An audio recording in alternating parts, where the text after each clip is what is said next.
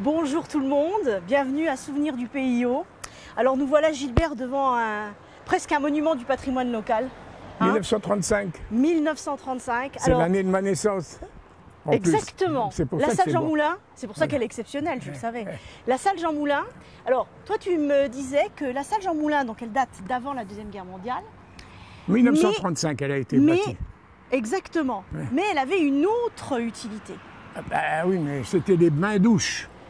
De Micheville. De Micheville. Alors, quand on se retourne et qu'on voit Micheville aujourd'hui... Ben, c'était en face. C'était juste en face de l'usine. Bon, aujourd'hui, c'est vrai que la forêt et la végétation ont repris leurs droits, comme on dit. Tout est réaménagé. Mais l'usine était là. L'usine de Micheville était juste en face. Voilà. Alors... Et le pont, là, n'existait pas. Non, non, non, non. Le rond-point non plus. Tout ça a été aménagé récemment, il y a un an, à peu près 1 an et demi, moi, je dirais. Hein Et en fait, ce qui nous intéresse, c'est le bâtiment en lui-même et surtout l'arrière du bâtiment. Parce que c'était la piscine de Micheville. Le fait c'est que comme on ne peut pas entrer à l'intérieur, on peut dire que ici, le côté droit, c'était les douches, les bains pour les madames. Oui. Et de l'autre côté, c'était pour les messieurs. Eh bien, écoute, on va aller voir les messieurs. Moi, je préfère aller voir les messieurs, je suis désolée. Et après, si on continuait l'escalier en haut, on sortait vers le bassin. Voilà. Eh ben, on va emmener les... Et le bassin, il est derrière. Exactement. Ben, on va emmener les gens visiter, nos amis. On va les emmener visiter l'arrière maintenant. Ben oui, l'arrière. De ce qui est la piscine de Micheville. Alors, on va monter côté messieurs. Allez. On y va. C'est par là. Parce que là-bas, c'est fermé.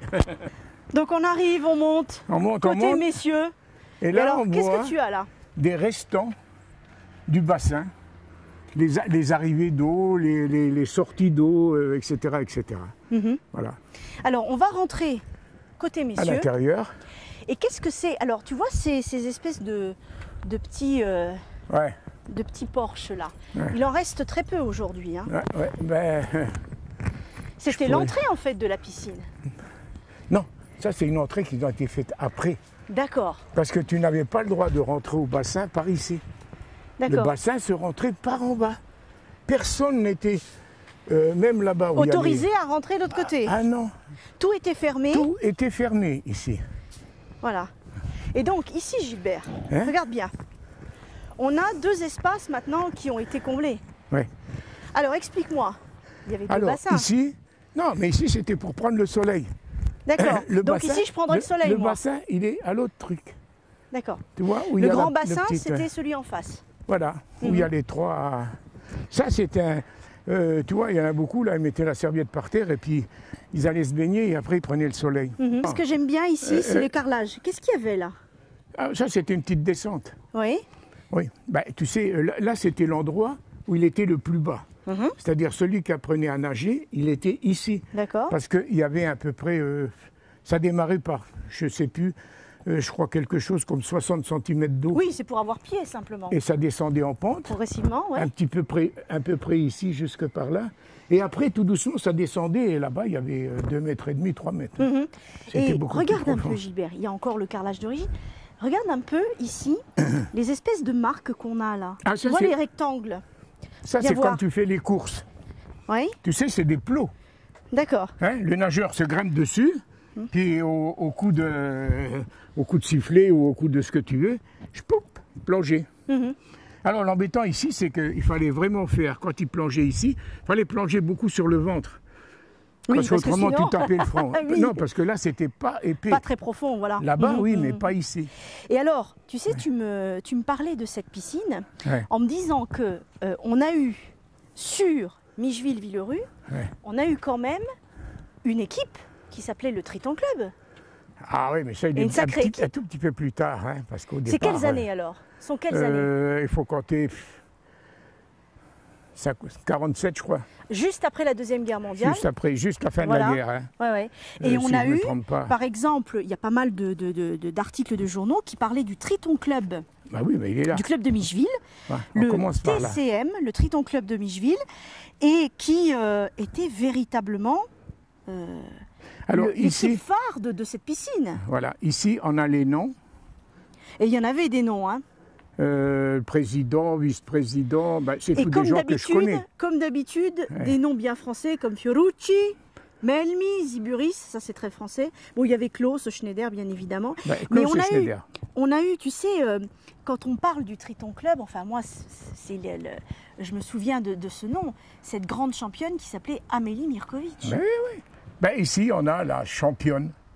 Amélie Mirkovic. Ouais, en qui est sortie d'ici, toute petite, et qui a fini aux Jeux Olympiques. Aux Jeux Olympiques. Voilà. Ouais. Alors, elle a été plusieurs fois championne de Lorraine, j'ai vu. Et championne de France. Et championne de France. Sur un 100 mètres, je crois, je ne sais plus. Voilà. Mais sur la grande fête qu'on fait tous les 4 ans, oui. je crois qu'elle avait fini 2e, 3e, je ne sais plus trop.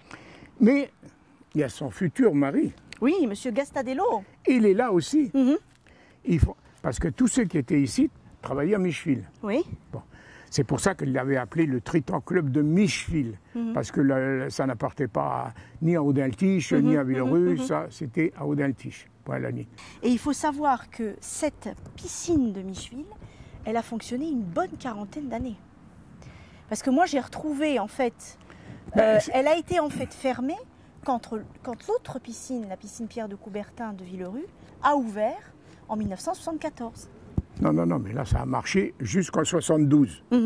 Quand Micheville a fermé, plus moyen d'avoir de l'eau chaude parce que tout était enlevé, les hauts fourneaux ne fonctionnaient plus, donc on ne peut plus rien faire. Exactement. Voilà. La piscine est restée un petit moment, mais l'eau était gelée. Donc ils ont arrêté tout, parce que ce n'était pas la peine, personne ne va là. Surtout avec le climat qu'on a ici. Si l'eau elle n'est pas un petit peu chauffée... parce qu'il faut rappeler quand même qu'elle était à ciel ouvert. Elle est à ciel ouvert. C'est pas une piscine couverte, ce n'est pas une piscine couverte, c'est vraiment une piscine à ciel ouvert. Et d'ailleurs on le voit bien avec tous ces gradins là. Oui, ça c'est quand ils faisaient aujourd'hui reste encore le témoignage de l'existence de cette piscine qui a donc ouvert dans l'entre-deux-guerres, juste à la veille de la Seconde Tout doucement, la nature reprend ses droits parce que bientôt on n'aura plus personne. Et au-dessus, le terrain de foot. Donc, moi, je me souviens que j'étais apprenti. On avait une salle en bas, tout près de celle-là, mais en bas. Pour aller se déshabiller, il y avait des armoires et tout le bazar. Oui, vestiaires, quoi. On se mettait en tenue, parce que en hiver, on n'allait pas à la nage. Alors, il y en avait qui allaient faire du basket, et puis il y en a d'autres, comme moi, qui allaient faire du foot en haut. Alors, on montait ici, et là, il y a un petit tunnel, je ne sais pas s'il existe encore. Il y avait un petit tunnel par ici où tu sortais en dessous du terrain. Alors Gilbert, on vient de s'installer sur les gradins là. Ben oui, on regarde les nageurs. Voilà, on regarde les nageurs. Si on était quelques années plus tôt, voilà, on serait devant le grand bassin et puis le coin où on prenait le soleil. Le bassin faisait 12 mètres de large et 33 mètres, 33 de long. Est-ce que c'était une piscine olympique déjà? Non, à l'époque. Si. C'était une piscine Oui. Si. Voilà. Avec les 33 qu'il y avait derrière, c'est le morceau des blocs qu'il y avait ici. D'accord. D'ailleurs, on voit ici un petit passage qui va vers la porte là-bas. Ici. Et là, il y avait les plongeoires. Parce que c'est là qu'il y avait les 2 mètres, les 3 mètres, je ne sais plus combien. Et il y en avait un, des plongeoires, près de la cheminée au-dessus.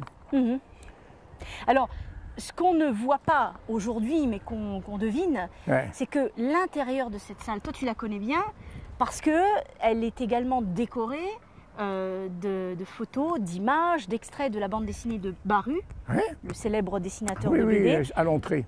Qui a réalisé, tu te rappelles, il y a quelques années, la piscine de Micheville, qui a fait une bande dessinée là-dessus. C'est vraiment ses souvenirs d'enfance. Parce qu'à l'intérieur, effectivement, c'est une salle maintenant qui est dédiée à la restauration pendant le festival, qui est aussi dédiée à des expositions, des manifestations. Mais le hall d'entrée est illustré de photos de l'ancienne piscine et des images, des extraits de la bande dessinée de Baru. Quand tu penses que toi, il y a des petites fenêtres là, ça n'existait pas. Non. C'était tout ouvert. Voilà, c'était comme une espèce de patio qui était ouvert, effectivement. Alors c'est sur ce petit mot-là qu'on va dire au revoir à nos amis. On vous propose de venir un petit peu découvrir ce lieu qui était l'ancienne piscine de Micheville, qui est la salle Jean Moulin aujourd'hui. Alors c'est sûr que le paysage a changé, mais très honnêtement, venez vous promener, venez voir un petit peu ce témoignage du passé. Surtout qu'il y a une porte là-bas sur le côté. Et surtout qu'il y a une porte sur le côté, on peut faire des belles petites balades. Alors on vous dit au revoir et à un autre numéro du Souvenir du Pays. Voilà. Au revoir. Allez, ciao à tutti.